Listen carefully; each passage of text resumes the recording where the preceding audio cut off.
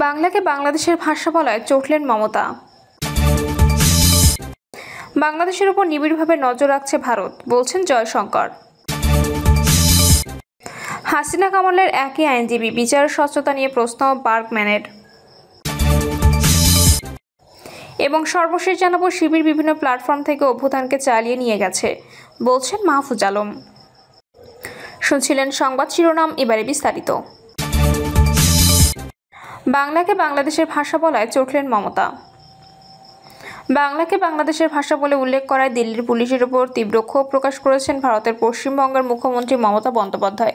তিনি এমন ক্ষুব্ধ প্রতিক্রিয়া ব্যক্ত করেন। দিল্লি পুলিশের ওই চিঠিতে অপমানজনক, দেশবিরোধী ও অসাংবিধানিক বলে আখ্যা দেন মমতা। দিল্লির বঙ্গভবনে অফিসার ইনচার্জকে পাঠানো একটি চিঠিকে ঘিরে এই বিতর্ক সৃষ্টি হয়েছে।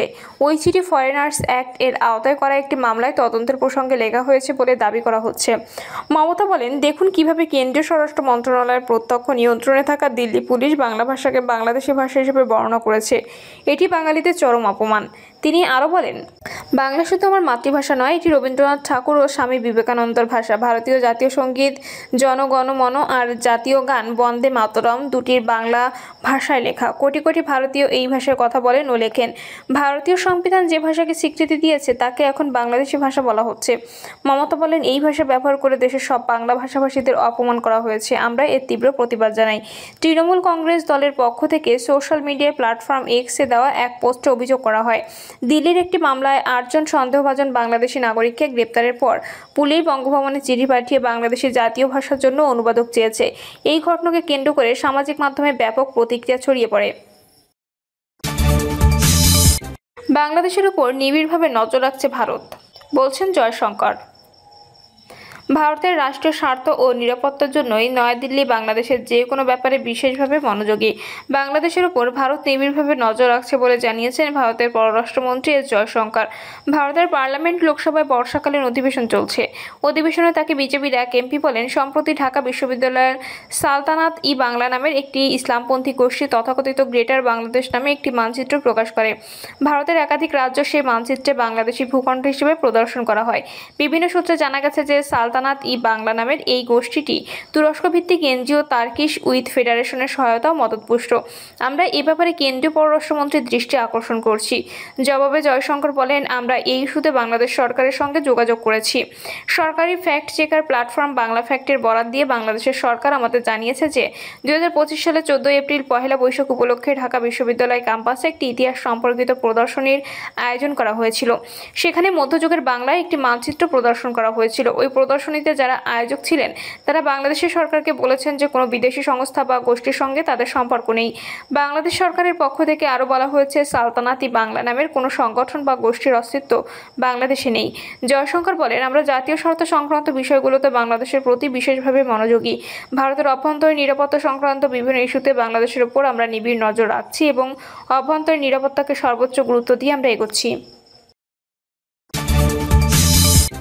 হাসিনা কামালের একই আইনজীবী, বিচারের স্বচ্ছতা নিয়ে প্রশ্ন বার্গম্যানের। হাসিনা কামালের একই আইনজীবী বিচারের গত বছরের জুলাই মাসে সংঘটিত গণ অভ্যুত্থানের সময় মানবতাবিরোধী অপরাধের অভিযোগে ক্ষমতাচ্যুত প্রধানমন্ত্রী শেখ হাসিনার অনুপস্থিতিতে তার বিচার আনুষ্ঠানিকভাবে শুরু হয়েছে। আন্তর্জাতিক অপরাধ ট্রাইব্যুনাল 1 এ প্রসিকিউশনের সূচনা বক্তব্যে এ সাক্ষ্য গ্রহণের মধ্য দিয়ে এ বিচার প্রক্রিয়ার সূচনা হয়। এ ঘটনাকে কেন্দ্র করে যুক্তরাজ্য ভিত্তিক সাংবাদিক ও আন্তর্জাতিক অপরাধ ট্রাইব্যুনালের বিষয়ে দীর্ঘদিন লেখালেখি করা ডেভিড বার্গম্যান একটি মন্তব্যমূলক ফেসবুক পোস্ট লেখেন, যেখানে তিনি বিচার প্রক্রিয়া নিয়ে 3টি মূল বিষয়ে উদ্বেগ প্রকাশ করেন। পোস্টে ডেভিড বার্গম্যান লিখেছেন, মানবতাবিরোধী অপরাধের অভিযোগে বাংলাদেশের সাবেক প্রধানমন্ত্রী শেখ হাসিনার অনুপস্থিতিতে তার বিচারের প্রথম দিন অনুষ্ঠিত হয়েছে। সুষ্ঠু বিচার নিশ্চিত করার ক্ষেত্রে আমার কিছু উদ্বেগ রয়েছে। প্রথমত, আসামিপক্ষে রাষ্ট্রনিযুক্ত এক আইনজীবী। 2 মক্কেলের ট্রাইব্যুনাল শেখ হাসিনার পক্ষে যে আইনজীবী নিয়োগ দিয়েছেন তিনি কেবল সাবেক প্রধানমন্ত্রীর নয়, তার সঙ্গে অভিযুক্ত সাবেক স্বরাষ্ট্রমন্ত্রী আসাদুজ্জামান খানেরও আইনজীবী। আসাদুজ্জামান খানও পলাতক। এটি বড় ধরনের সম্ভাব্য স্বার্থের সংঘাতের সমস্যা তৈরি করে, যা তাদের প্রত্যেকের যথাযথ আইনি সুরক্ষা প্রাপ্তিতে বাধা। কারণ বিচারের এই 2 অভিযুক্ত ব্যক্তির স্পষ্টতই একেবারে ভিন্ন স্বার্থ থাকতে পারে। উদাহরণস্বরূপ, স্বরাষ্ট্রমন্ত্রী কিছু নির্দিষ্ট কাজের জন্য প্রধানমন্ত্রীর ওপর দায় চাপাতে পারে, অথবা এর উল্টোটাও হতে পারে। প্রত্যেক পলাতক আসামির পক্ষে অবশ্যই আলাদা একজন আইনজীবী থাকা উচিত। সিদ্ধান্তটি ট্রাইব্যুনালকে নিতে হবে। দ্বিতীয়ত, আত্মপক্ষ সমর্থনের প্রস্তুতির সময় 2 অভিযুক্ত ব্যক্তির রাষ্ট্রনিযুক্ত আইনজীবী 25শে জুন 2025 তারিখে অর্থাৎ বিচার শুরুর 5 সপ্তাহ আগে প্রসিকিউশনে সরবরাহ করা সব স্বাক্ষর প্রমাণ পেয়েছেন।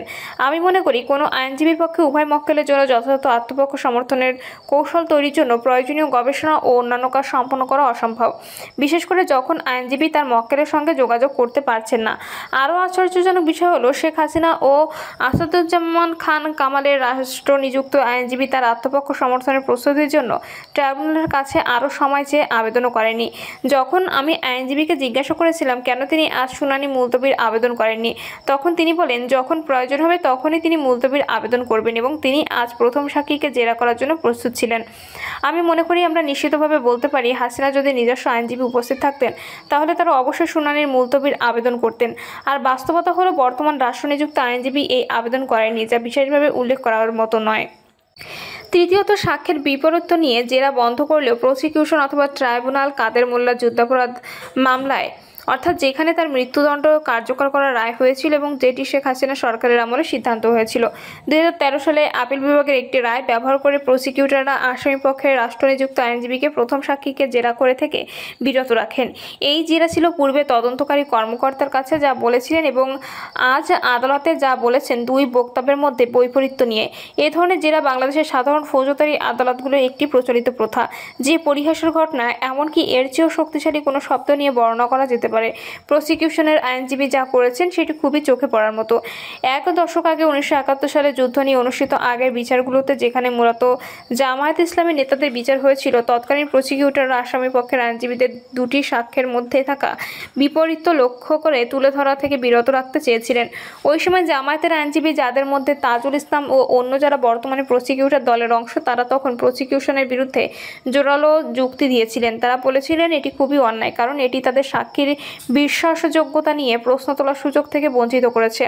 যখন কাদের মোল্লার মামলার বিষয়টি আপিল বিভাগে আসে, তখন প্রধান বিচারপতি সিনহা তার রায়ে প্রসিকিউশনের পক্ষ থেকে বলেছিলেন আইসিটি আইন ও বিধিতে এই সুযোগ নেই। সুতরাং এখন আমরা এমন একটি পরিস্থিতি দেখছি যেখানে বর্তমান চিফ প্রসিকিউটর তাজুল ইসলাম সেই একই আপিল বিভাগের রায় ব্যবহার করছেন, যে রায়ের ফলে তিনি একসময় যেসব ব্যক্তির পক্ষে আইনি লড়াই করেছিলেন তাদের একজনের মৃত্যুদণ্ড কার্যকর হয়েছিল, সেই একই নিয়ম তিনি প্রয়োগ করার চেষ্টা করেছেন, যা তিনি অতীতে আসামিপক্ষের আইনজীবীর জন্য অত্যন্ত অন্যায্য বলে মনে করেছিলেন।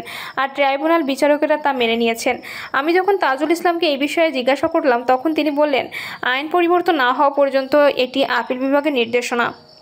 জেরা শেষে ট্রাইব্যুনালের চেয়ারম্যান আসামিপক্ষে রাষ্ট্রনিযুক্ত আইনজীবীকে একটি ভালো জেরা করার জন্য অভিনন্দন জানিয়ে এবং অদ্ভুত মন্তব্য করেছেন। আসামিপক্ষের আইনজীবী জেরা করার ক্ষমতা যখন উল্লেখযোগ্যভাবে কমানো হয়েছে, তখন তিনি কিভাবে এমন মন্তব্য করতে পারেন তা পরিষ্কার নয়।